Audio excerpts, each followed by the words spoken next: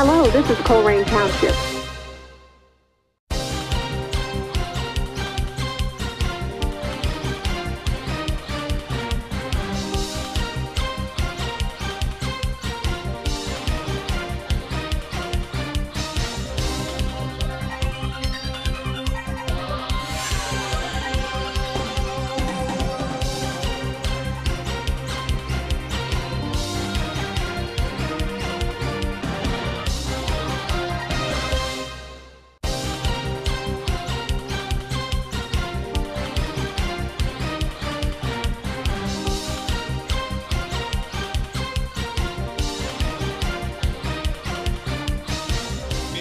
To the group that is working so hard to make it a positive impact on our community that you chose to spend the night with us. And I know 6:30 is a lot of dinner times, but we wanted to make sure that you had a chance to get in and get home before the end of the night. So we're going to start, and we're going to hard stop at 8 o'clock.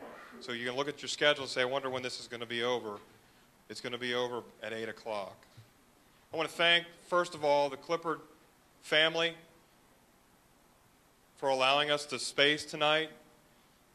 This is a huge help to an event like this because you just don't have room for 150 everywhere.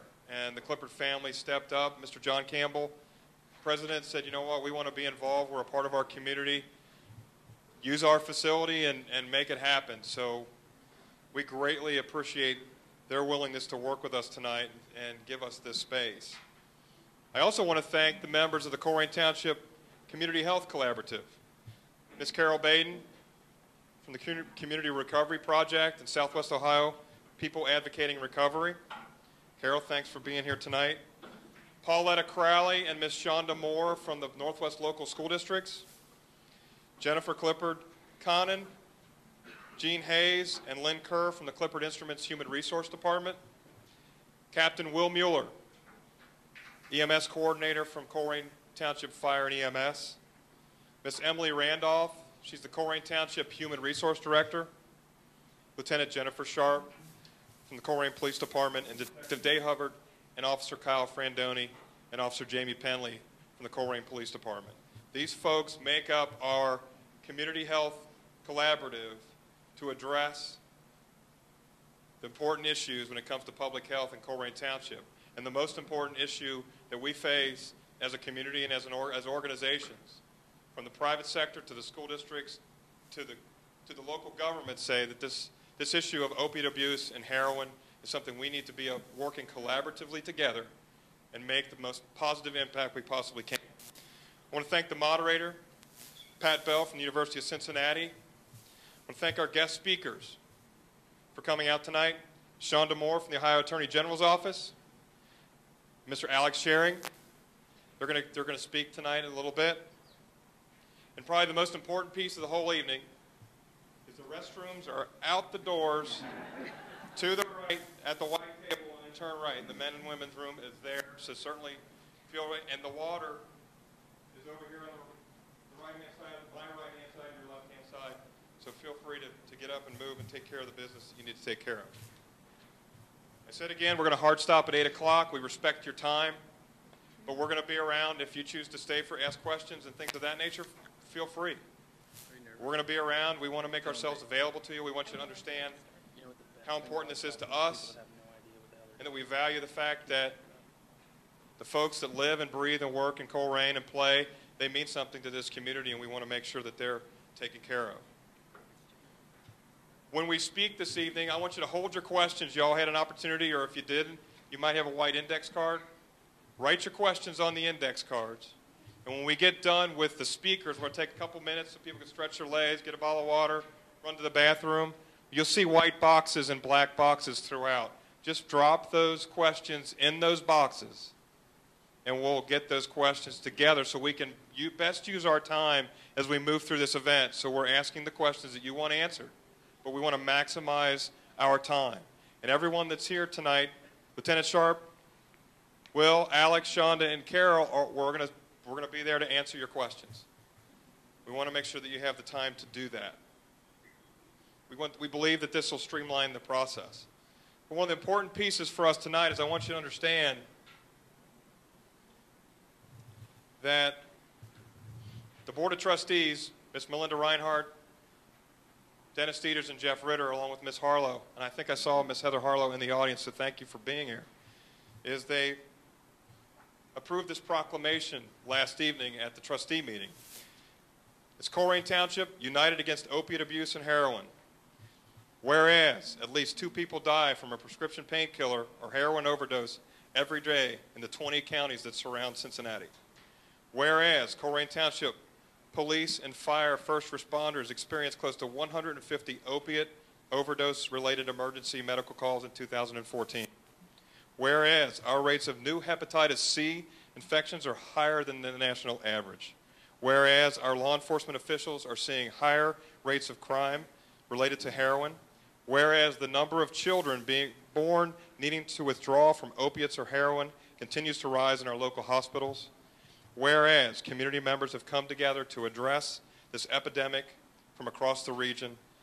Now therefore be it proclaimed that the week of February 23 through March 1 of 2015 be the United Against Opiate Abuse and Heroin Week. All over the region we'll use this week to develop solutions to this problem and understand the role that each of us can play in eliminating opiate abuse and heroin from our communities. Approved this 24th day of February 2015. And Jennifer and I had the honor of attending the Opiate Summit in Northern Kentucky for the last 2 days, Monday and Tuesday of this week.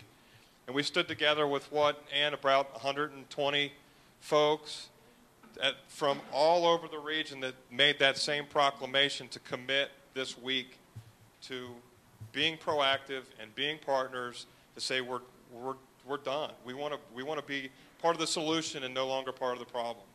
And we added where the sign-in is, we took the calendar and kind of stole it from you, but we wanted to let you know that there's a lot of events that are going on through this week, and we're at Wednesday. There's still Thursday and Friday, and maybe there's an event that occurs Thursday or Friday throughout the region that maybe would be beneficial for you to attend. So we wanted to make sure that you had that information available to you as we move forward. So in reality, why are we here tonight? I have to be honest with you. My name is Dan Malloy. I'm the Director of Public Safety for Colerain Township. I was a police officer for 25 years. I was the police chief for the 6.5 years prior to my becoming the Director of Public Safety. And I've had the opportunity to get some education. And over the last year, I've been involved with some really tremendous people that allowed me to understand the progression of this disease and the situation that our society and our community is facing when it comes to this disease. And as I've learned, it became real quickly observant to me that this is a problem. And you say, well, no kidding. That's why we're here. But in the terms of policing, we commit to ourselves as an organization as a problem-solving agency. That means a problem in the law enforcement terms is defined that any incident, any 2 incidents that occur within a community that a neighborhood or a community would say that's a problem and they expect the police to do something about it, that's a problem. And you'll see as we move through the data for Colerain Township that there's more than 2. And the reality is when you look at things as a problem, and how do we define that and how do we work through that, it changes our perspective. It means as we solve a problem, we got to work collaboratively. We got to bring people like we have tonight to the table.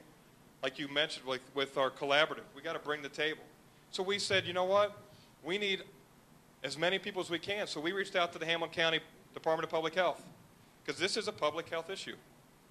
And we joined them as a We Thrive community just last month. The board signed the resolutions to say, you know what? We commit to this, and we're taking down the community health path.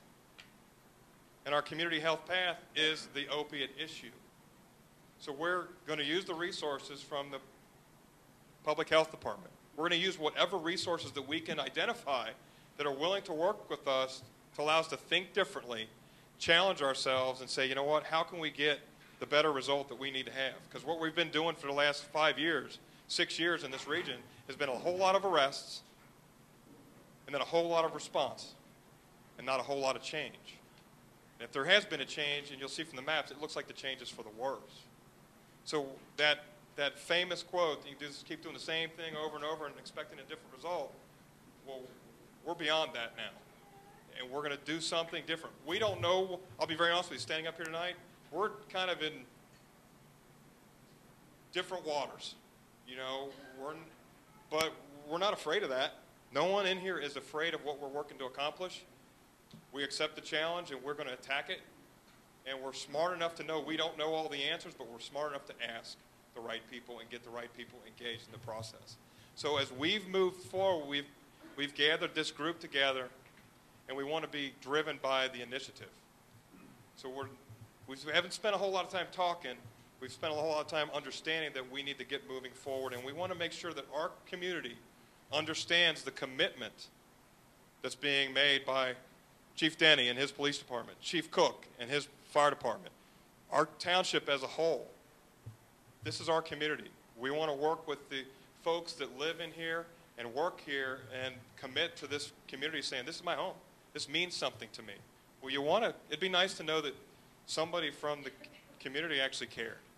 And that's kind of an understatement, but the reality is we certainly do. And we want to be a partner in this to understand how we can get better. So I'm just going to turn it over to Captain Mueller and Lieutenant Sharp, and they're going to kind of give you a perspective from the police and fire so you can see the numbers and understand where we are in respect to response. But the one thing that I'll take away before I turn over the mic is this is not the end. You say, well, okay, great talk, because that frustrates me to no end, a lot of talk and not a whole lot of action. The group that I represented to you before, we're meeting next Tuesday. We've invited one of our politicians to sit at the table with us as we talk through some difficult issues. We say this is something, we're not going to turn our head from this. We need to be open about it. We sit down Tuesday, we're going to talk these things through, we're going to talk of some initiatives that we have, some ideas that we have in respect to changing or expanding the response model. I mean, we respond, just shortly, we follow up all domestic violence calls with an additional follow-up. If a child goes missing, we follow that event up with the family to make sure the resources are there to take care of them. We follow up Alzheimer's events, special needs events, things of that nature. We do that. That's part of our working practice. It's been part of our philosophy for a long time. We want to figure out how we can, as partners, take our police officers, our firefighters, and our resources and provide follow-up to those overdose events to make sure the family has the resources and maybe answers some of the questions, or even the affected member of the community that had the incident can say, you know what, I have a couple questions, or maybe they don't, but maybe they do. You know, how can we be there for our community to say, you know what, we want to, will it work? I don't know. But I do know if we never do anything differently, we'll never accomplish any success. We've had great success in our domestic violence follow-ups with helping those victims, those survivors. We've had great success with our missing persons. We've had success with our special needs families. Why would we not try? Again, I don't know what the results are going to be, but we're going to do things differently. So in the end, we got a lot going on. We have a leadership retreat next Friday and Thursday and Friday. This is on the agenda.